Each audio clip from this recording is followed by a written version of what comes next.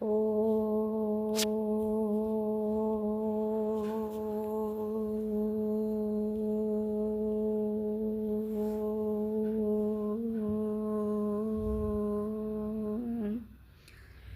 শান্তি। 9/2/2025 প্রাতঃমূর্লি। ওম শান্তি। অব্যক্ত বাপদাদা রিভাইস 18 জানুয়ারি 2024। মধুবন। আজকের বাপদাদার অমূল্য মহাবাক্য হচ্ছে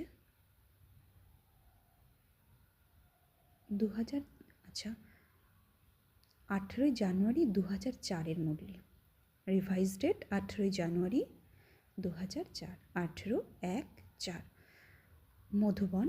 আজকের বাপদাদার অব্যক্ত মহাবাক্য হচ্ছে, মুরলির টাইটেল হচ্ছে ওয়ার্ল্ড অথরিটির ডাইরেক্ট বাচ্চা। এই স্মৃতি ইমার্জ রেখে সর্বশক্তি অর্ডারে চালনা করো। ওয়ার্ল্ড অথরিটির ডাইরেক্ট বাচ্চা, এই স্মৃতি ইমার্জ রেখে সর্বশক্তি অর্ডারে চালনা করো। আজ চতুর্দিকে সব বাচ্চা স্নেহের তরঙ্গে সমাহিত হয়ে আছে। সবার হৃদয়ে ব্রহ্মা বাবার বিশেষ স্মৃতি ইমার্জ রয়েছে। অমৃতবেলা থেকে শুরু করে যারা সাকার পালনার রত্ন এবং সাথে যারা অলৌকিক পালনার রত্ন, উভয়ের হৃদয়ের স্মরণের মালা বাপদাদার কাছে পৌঁছে গেছে।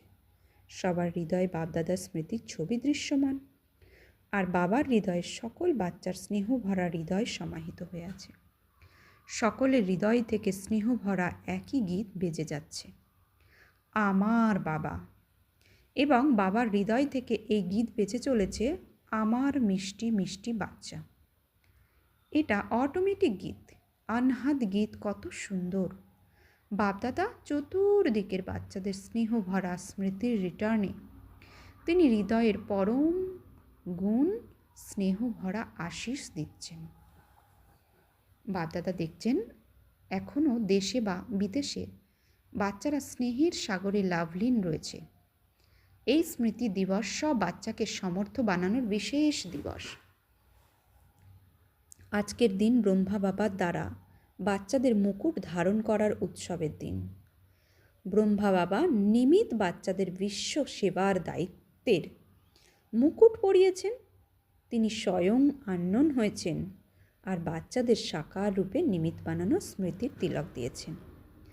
নিজ সমান অব্যক্ত ফরিস্তা স্বরূপের প্রকাশের মুকুট পরিয়েছেন। স্বয়ং করণহার হয়ে বাচ্চাদের করণহার বানিয়েছেন।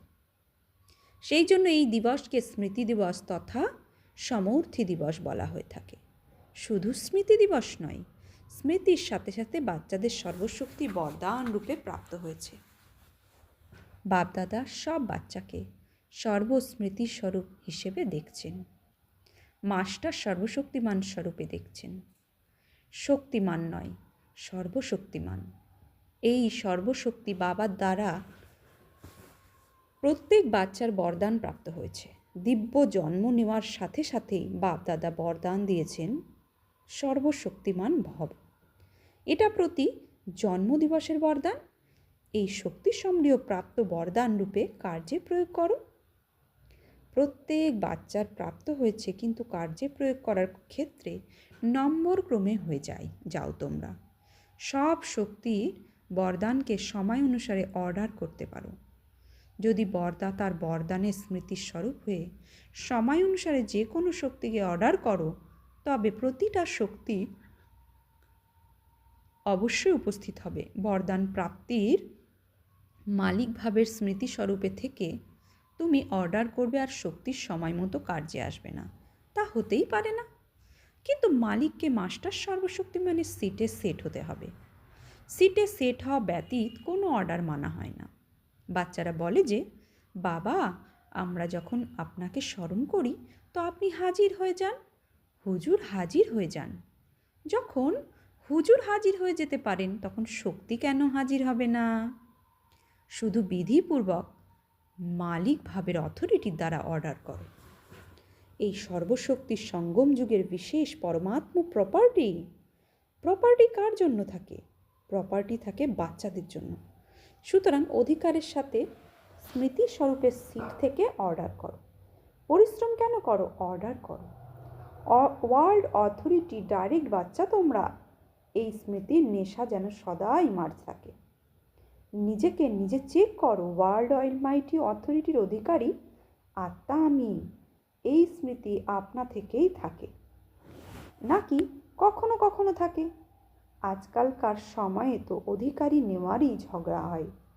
আর তোমাদের সবার পরমাত্মা অধিকার, পরমাত্মা অথরিটি জন্ম হতেই প্রাপ্ত হয়েছে। তো নিজের অধিকারের বিচক্ষণতা বজায় রাখো, নিজেও শক্তিশালী হও আর অন্যদের শক্তি প্রাপ্ত করাও। সর্ব আত্মা এই সময় সামর্থ্য অর্থাৎ শক্তির জন্য ভিখারি, তোমাদের জড়চিত্রের সামনে চাইতে থাকে। তো বাবা বলেন, হে সমর্থ আত্মারা, সর্ব আত্মাকে শক্তি দাও, কুশলা বুদ্ধি বানাও। তার জন্য শুধু একটা বিষয়ের অ্যাটেনশন প্রত্যেক বাচ্চার রাখা আবশ্যক। বাপদাদা যার ইশারাও দিয়েছেন, বাপদাদার রেজাল্টে দেখেছেন যে মেজরিটি বাচ্চাদের সংকল্প আর সময় ব্যর্থ যায়। যেমন বিদ্যুতের কানেকশান যদি সামান্য লুজ হয় বা লিক হয়ে যায়, তবে লাইট ঠিকভাবে আসতে পারবে না। সুতরাং এই ব্যর্থের লিকেজ সমর্থ স্থিতিকে সদাকালের স্মৃতি বানাতে দেয় না। সেই জন্য ওয়েস্টে চেঞ্জ করো, সঞ্চয়ের স্কিম বানাও, পার্সেন্টেজ বের করো। সারাদিনে ওয়েস্ট কত হয়েছে, বেস্ট কত হয়েছে। মনে করো যদি 40% ওয়েস্ট হয়, 20% ওয়েস্ট হবে, তবে সেটা বাঁচাও। এমন ভেবো না সামান্য তো ওয়েস্ট হচ্ছে আর তো সারাদিন ঠিক আছে, কিন্তু এই ওয়েস্টের অভ্যাস বহু সময়ের অভ্যাস হওয়ার কারণ লাস্ট মুহূর্তে ধোকা দিতে পারে, নম্বর ক্রম বানিয়ে দেবে, নম্বর 1 হতে দেবে না। যেমন ব্রহ্মা বাবা শুরুতে নিজের চেকিংয়ের কারণে রোজ রাতে দরবার বসিয়েছেন। কার দরবার?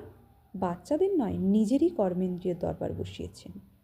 অর্ডার চালিয়েছেন, হে মুখ্যমন্ত্রী মন, তোমার এই আচরণ ভালো নয়, অর্ডারে চলো। হে সংস্কার, অর্ডারে চলো। কেন উপর নিচ হয়েছে? কারণ বলো নিবারণ করো, কারণ বলো নিবারণ করো। প্রতিদিন অফিসিয়াল দরবার বসিয়েছেন, ঠিক তেমনই ভাবে তোমরা নিজের স্বরাজ্য দরবার বসাও। বাচ্চারা অনেকে বাপদাদার সাথে মিষ্টি মিষ্টি আত্মিক বার্তালাপ করে, আত্মিক রূপে পার্সোনাল আলাপচারিতা করে। বাবা বলবেন তোমরা বলে থাকো আমার নিজের ভবিষ্যতের চিত্র বলো, আমি কি হব। যেমন আমি রত্নদের মনে থাকবে যে জগদম্বা মায়ের থেকে বাচ্চারা সবাই নিজের চিত্র চাইতো। মামা আমি কেমন, সেই চিত্র আমাকে দাও। তো বাপদাদার সাথে আধ্যাত্ম বার্তালাপ করার সময়ও তোমরা নিজেদের চিত্র চাও। তোমাদেরও সবার মন তো করে যে আমরাও যদি চিত্র পেয়ে যাই তবে ভালো হয়। কিন্তু বাপদাদা বলেন, বাপদাদা প্রত্যেক বাচ্চাকে এক বিচিত্র দর্পণ দিয়েছেন। কোন সেই দর্পণ? বর্তমান সময়ে তোমরা স্বরাজ্য অধিকারী তো না? হও তোমরা স্বরাজ্য অধিকারী? যদি হও তো হাত ওঠাও। স্বরাজ্য অধিকারী তোমরা। আচ্ছা, কেউ উঠাচ্ছে না, অল্প অল্প হয়েছে কি? আচ্ছা, সবাই তোমরা স্বরাজ্য অধিকারী, অভিনন্দন।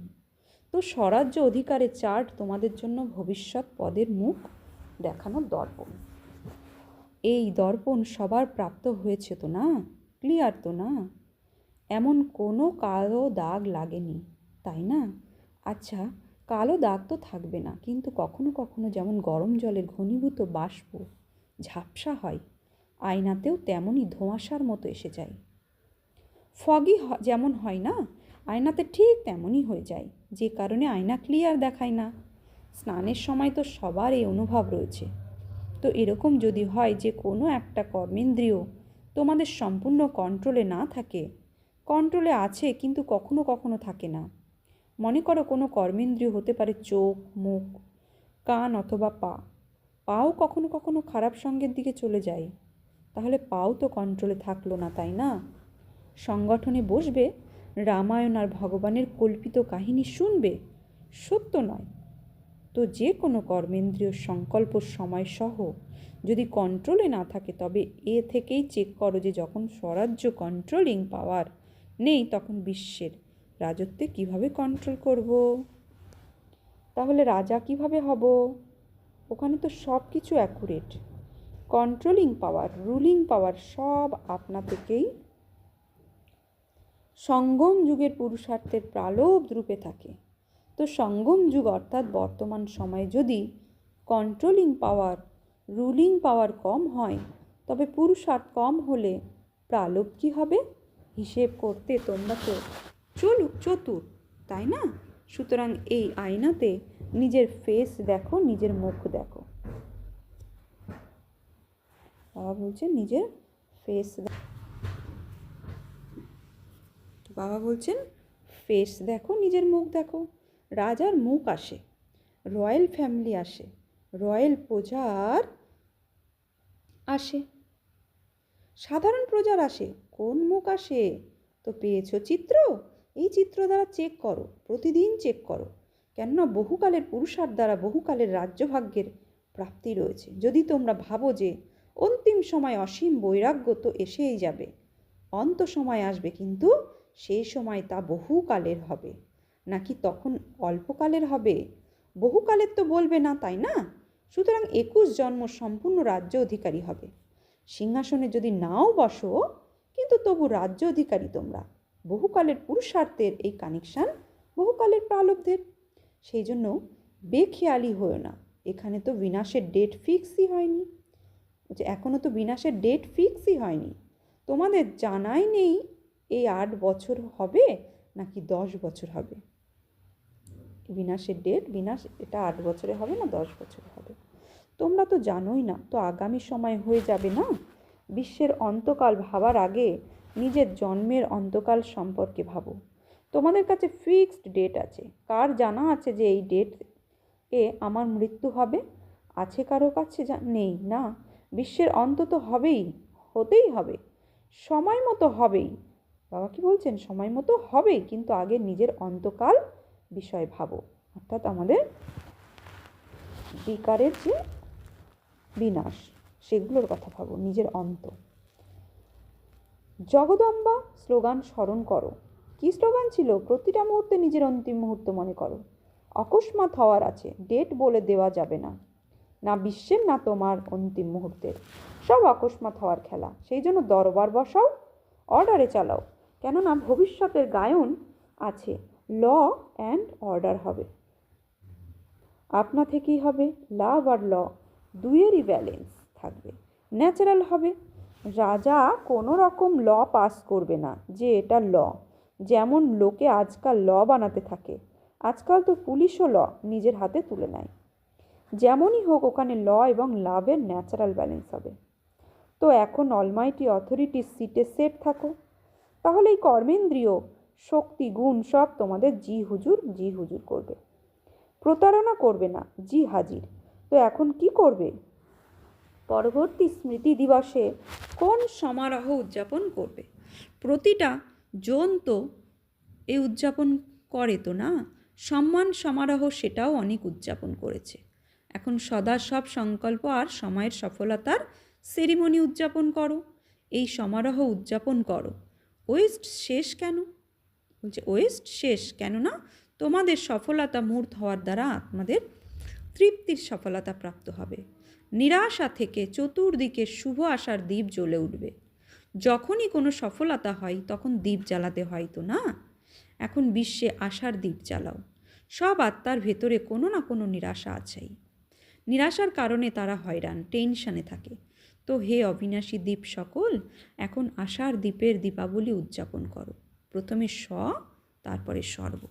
শুনেছ? আর বাপদাদা বাচ্চাদের স্নেহ দেখে খুশি হন। স্নেহের সাবজেক্টের পার্সেন্টেজ ভালো।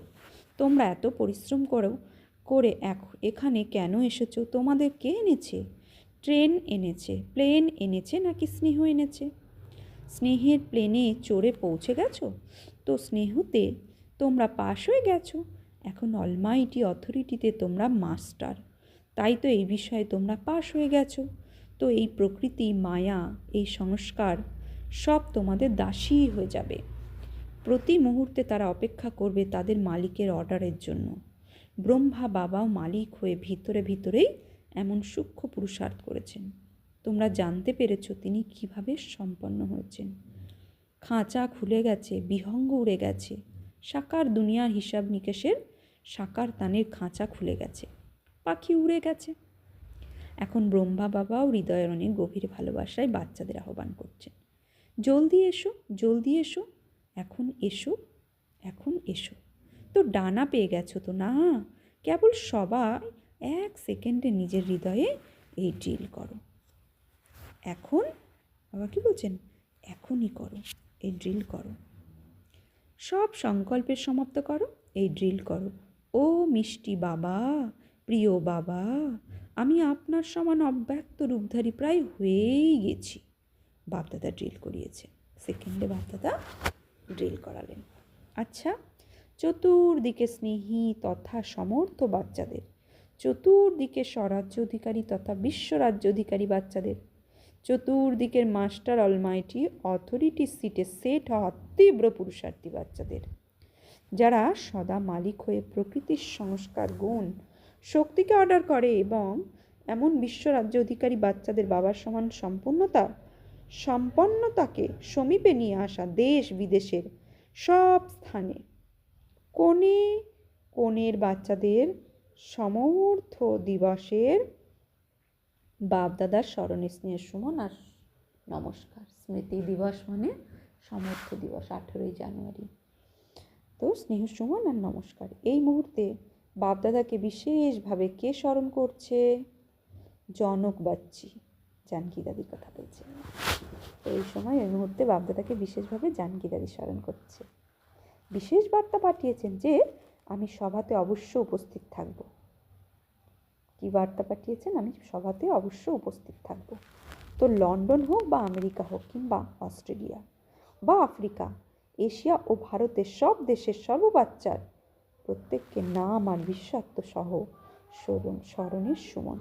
তোমাদের তো সম্মুখে স্মরণের স্নেহ সুমন প্রাপ্ত হচ্ছে।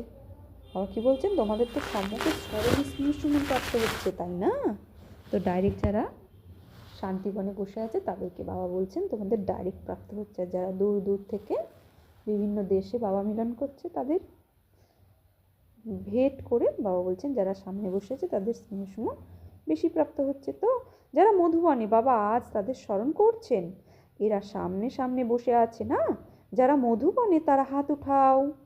সবাই মধুবনের ভুজ। যারা মধুবনে তাদের বিশেষ ত্যাগের ভাগ্য সূক্ষ্মতে তো প্রাপ্ত হয়। ত্যাগের ভাগ্য বাবা বলছেন সূক্ষ্মতে তো প্রাপ্ত হয়।